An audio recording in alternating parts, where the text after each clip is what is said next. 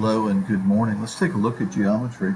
So what we have here is what values would make the lines parallel?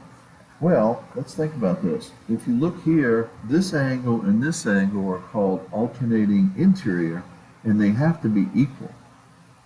So if this angle here was 30 degrees, then this line would be parallel to that line. So x would have to be 30. This one right here is same side interior. If it's SS, it has to add up to 180 degrees, supplementary. So this has to be 150 degrees and the lines would be parallel. Number 3. Well, it says, let me think here a minute. Name all the angles. Okay. So alternating interior would be 7 and 4. And 3 and 8. Alternating exterior would be on the outside 1 and 6. And 2 and 5. Corresponding would be top. Top of that one, 1 and 3. Top, 2 and 4. And then bottom would be 7 and 5. And also 6 and 8. Vertical would be all of these, 1 and 8, 2 and 7, 3 and 6, and 4 and 5. Same side interior would be these two. On the same side of that transversal would be, and then the interior would be 4 and 8. Also 7 and 3. And then same side exterior would be 2 and 6 and 1 and 5. And that's all of them. On a new sheet of paper, draw this diagram. This is EOC question. Write that down so you know. It says which lines must be parallel if angle 1, put dots on here, is equal to angle 3.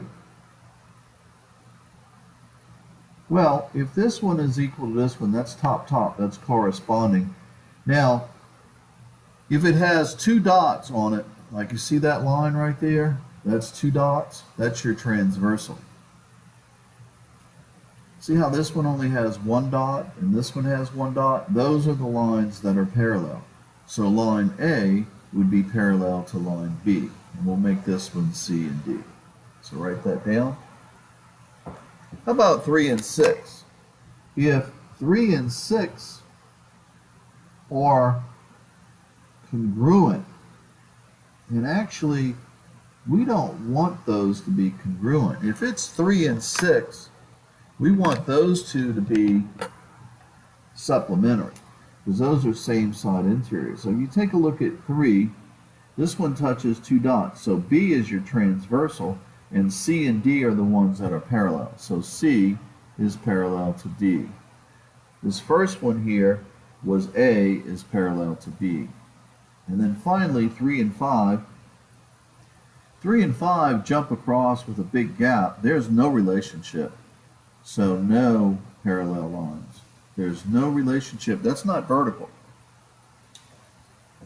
If vertical would be this one and this one, not this one and way over here. All right, I wanted to go over that with you. Make sure you understand that. 1 dot, 2 dot. We're going on to 2.3.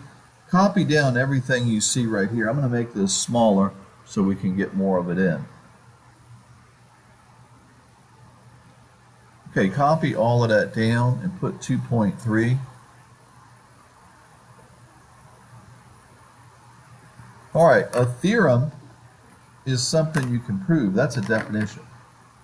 So put can prove. And a postulate is accepted without proof. You just accept it without proof. Okay? You cannot prove that, you just accept it. This one right here, you have to know some things. First of all lines equal 180 degrees. That's number one. Number two, all triangles add up to 180 degrees. Write that down. That's called the triangle sum theorem. Okay, well, if that's true, let's get our calculator ready. Make sure it's out. Here's a triangle. So what you do is you take 180, clear it, 180 minus 20 minus 40, press equals, and I get 120. So this answer right here has to be 120 degrees. Let's try another one.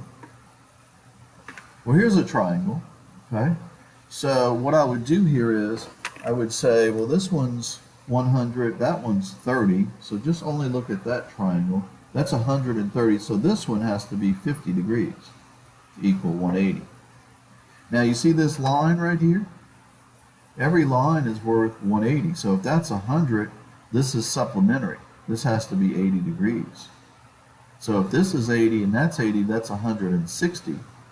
And if you take 180, which is a whole triangle, and you're looking at that triangle, then you would get 20 degrees. And that would be the answer for y. So this is how you have to move stuff around.